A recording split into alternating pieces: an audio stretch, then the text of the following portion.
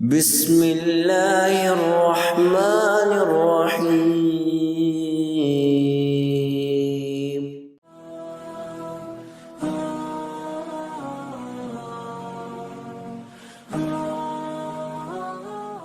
صحیح مسلم اور دیگر صحیح احادیث کی کتابوں کے مطابق مستورد ابن شداد کہتے ہیں کہ حضور اکرم صلی اللہ علیہ وسلم نے فرمایا، جب قیامت قائم ہوگی تو اس وقت رومی تعداد کے لحاظ سے سب سے زیادہ ہوں گے۔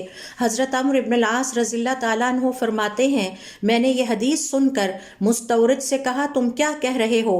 مستورد کہنے لگے، ہاں، میں نے ان رومیوں کے بارے میں حضور اکرم صلی اللہ علیہ وسلم کو فرماتے ہوئے سنا، ان رومیوں میں 4 خوبیاں یا 4 خصلتیں بہت ہی شاندار ہیں۔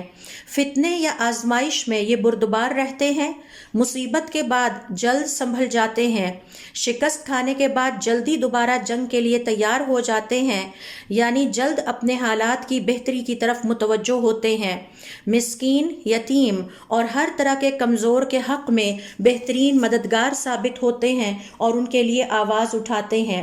حضرت عمر رضی اللہ تعالیٰ عنہ نے فرمایا، ان کی 5ویں شاندار خوبی یہ ہے کہ یہ بادشاہوں کو ظلم سے روکنے والے ہوتے ہیں۔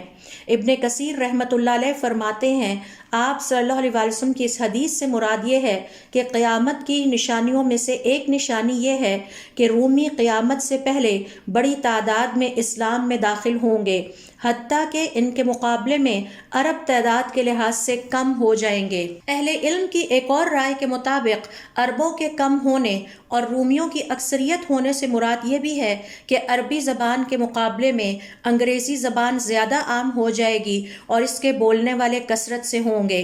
رومیوں سے مراد یہاں یورپینز اور امریکنز ہیں۔